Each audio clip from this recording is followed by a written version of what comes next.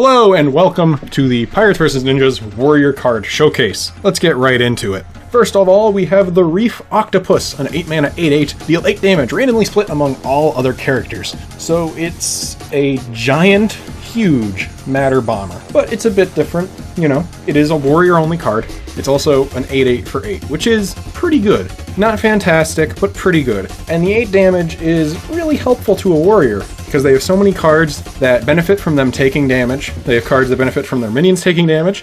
And of course, hurting your enemy is rarely a problem unless maybe they're another warrior. So it can help you enrage your minions, trigger Frothing Berserkers, Acolytes of Pain, anything like that. And it can try to, get rid of some of your enemy minions, weaken them up for things like Execute. Next up, we have the Arrgre. 4-mana 5/6 pirate, 50% chance to attack the wrong enemy. Your hero has a 50% chance to attack the wrong enemy. So this is a 5-mana vanilla minion that costs 1 less for the advantage, that it costs 1 less. But for the disadvantage, that it has the Ogre effect, and it also gives your hero the Ogre classic 50% chance to miss. And really, it's sort of a small tempo play. It is a pirate, which gives it a lot of strength just in a pirate deck, especially considering how aggressive pirate decks are. Having a very strong statted minion early is very strong in an aggressive pirate warrior deck. Next up is the Pirate Outcast, 2-mana 3/1 pirate battlecry. Gain 1 health for each armor you have. In the beginning of the game, this card's not going to be super good, but in the late game, maybe you don't put this in a control warrior because you don't want to use a card slot on it, but it could be like a 2-mana 3/50 or something as ridiculous and stupid as that if you have a ton of armor. And even if you just get 1 armor up, it is a 2-mana 3/3. If you have 2 armor ups, it's a 2-mana 3/5, and it just keeps snowballing out of control the more you get armor. You can shield block plus this, and it's a sort of a 5-mana 3/6, draw a card, even though it did take 2, but yeah, whatever. It's very strong. Granted, you have the armor to make it have a crazy amount of health. Next up is the first rare in the warrior set, the Irritable Ninja. 4-mana 3/4 ninja, gains stealth and +2 attack. So this is a weak minion.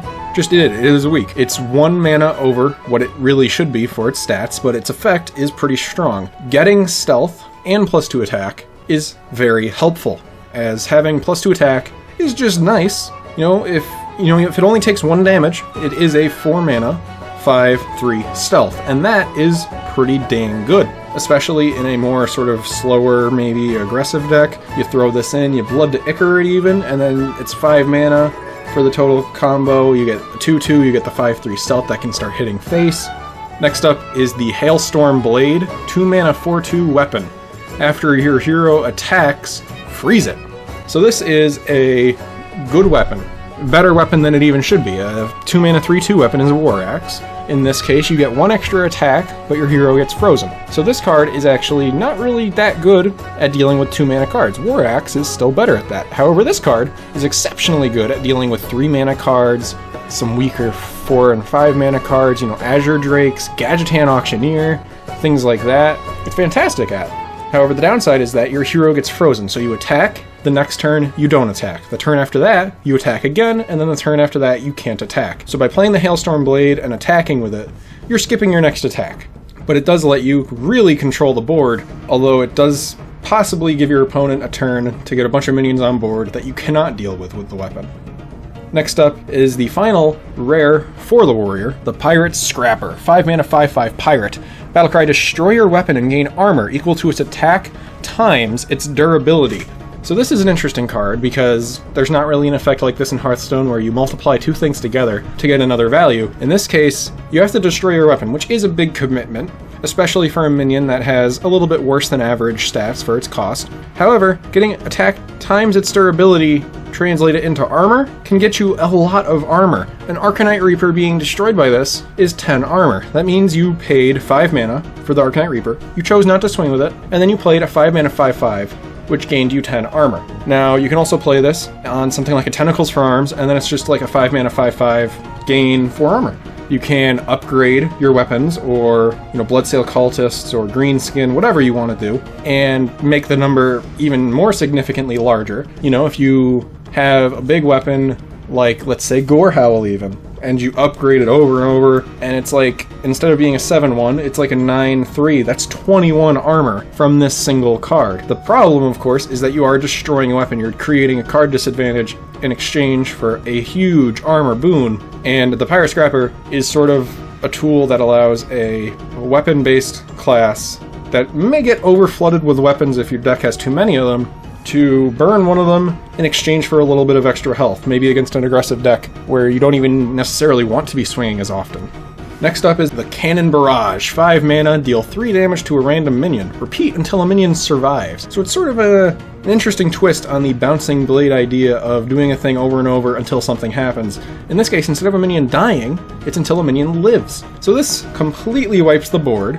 If there are no minions with above 3 health, everything dies. It's just that simple. It's a board clear against a small healthed board. You know, if your opponent is playing tons of little weenies, tons of little bastards running around, you Cannon Barrage, you burn them all down. They're all going to go down. But if they have that one thing that has just over 3 health, maybe 4 or even 5, and it gets hit first, well, it didn't do anything. It just injured one minion, which of course is not the best thing ever. However, against the big board of, you know, maybe a Forbidden Ritual in the zoo or any other thing, maybe even this would be a fantastic card against that Flood Paladin where you have all those Divine Shields, you have the Steward of Darkshire, you can just wipe everything down with the Cannon Barrage and just deal with a giant board full of little weenies. Next to the Dorsalfin Sharkster. 6 mana 2/5 Murloc, battlecry, destroy a damaged minion and gain its attack. Now this card is insanely strong because it's an execute. Of course it's an execute on a very bad minion.